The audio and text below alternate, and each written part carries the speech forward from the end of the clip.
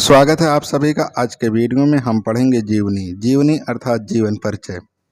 प्रश्न है, महादेवी वर्मा की जीवनी पर प्रकाश डालते हुए उनकी रचनाओं का उल्लेख कीजिए। या इसी प्रश्न को दूसरे तरीके से पूछा जा सकता है, कवित्री महादेवी वर्मा का जीवन परिचय दीजिए एवं उनकी किसी एक रचना का नाम लिखिए। उत्तर में लिखेंगे, श्रीमती महादेवी वर्मा का नाम लेते ही भारतीय नारी की शालीनता, गंभीरता, आस्था, साधना और कलाप्रियता साकार हो उठती है। महादेवी जी का मुख्य क्षेत्र काव्य है। छायावादी कवियों पंत निराला प्रसाद महादेवी की बृहत कवि चतुष्टय में इनकी गणना होती है। इनकी कविताओं में वेदना की प्रधानता है। इन्हें आधुनिक युग की मीरा कहा जाता है।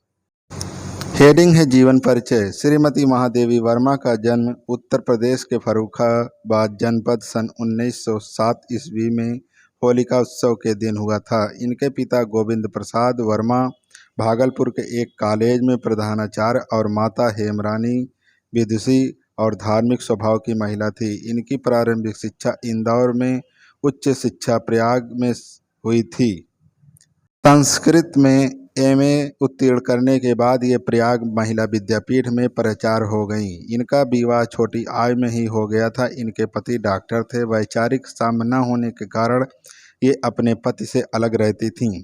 कुछ समय तक इन्होंने चांद पत्रिका का संपादन किया। इनके जीवन पर महात्मा गांधी का तथा साहित्य साधना पर रविन्द्रनाथ टैगोर का विशेष प्रभाव पड़ा। इन्होंने नारी स्वातंत्र्य के लिए सदैव संघर्ष किया और अधिकारों की रक्षा के लिए नारी का शिक्षित होना आवश्यक बताया। इसके आगे है, कुछ वर्षों तक ये उत्तर प्रदेश विधान परिषद की मनोनीत सदस्या भी रहीं। इनकी साहित्य सेवाओं के लिए राष्ट्रपति ने इन्हें पद्म विभूषण की उपाधि से अलंकृत किया। शेख सरिया एवं मंगला प्रसाद पारितोषक से भी इन्हें सम्मानित किया गया। उत्तर प्रदेश हिंदी संस्थान द्वारा 18 मई 1983 ईस्वी को इन्हें हिंदी की सर्वश्रेष्ठ कवित्री के रूप में भारत भारती पुरस्कार प्रदान करके सम्मानित किया गया। 28 नवंबर 1983 ईस्वी को इन्हें इनकी अप्रतिम गीतात्मक काव्यकृति यामा पर ज्ञानपीठ पुरस्कार प्रदान कर सम्मानित किया गया। ये प्रयाग में ही रहकर जीवन पर्यंत साहित्य साधना करती रहीं। 11 सितंबर 1987 ईस्वी को ये इस असार संसार से विदा हो गईं। यद्यपि आज ये हमारे बीच नहीं है, लेकिन इनके गीत काव्य प्रेमियों के मानस पटल पर सदैव विराजमान रहेंगे। पहला है नीहार।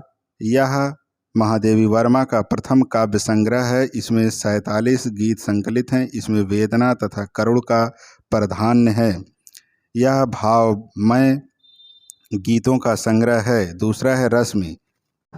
इसमें दार्शनिक, आध्यात्मिक और रहस्यवादी 35 कविताएं संकलित हैं। तीसरा है नीरजा। यह 58 गीतों का संग्रह है। इसमें संग्रहित अधिकांश गीतों में विरह से उत्पन्न प्रेम का सुंदर चित्रण हुआ है। अगला है चौथा सांध्य गीत।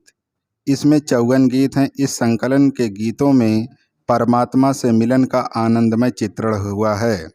पांचवा है दीपशिखा। यह रहस्य, भावना और आध्यात्मिकता से पूर्ण 51 भावात्मक गीतों का संकलन है।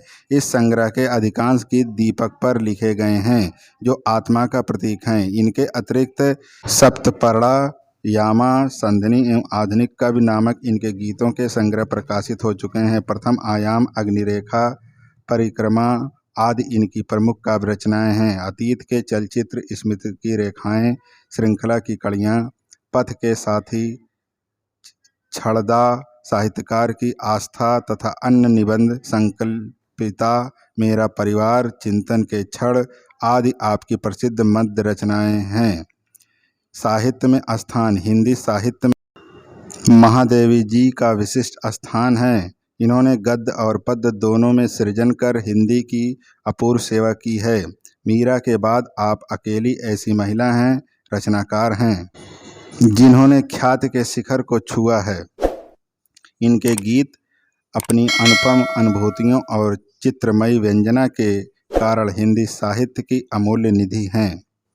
कविवर सूर्यकांत त्रिपाठी निराला के शब्दों में हिंदी के विशाल मंदिर की वीणा पाड़ी स्फूर्ति चेतना रचना की प्रतिभा कल्याणी।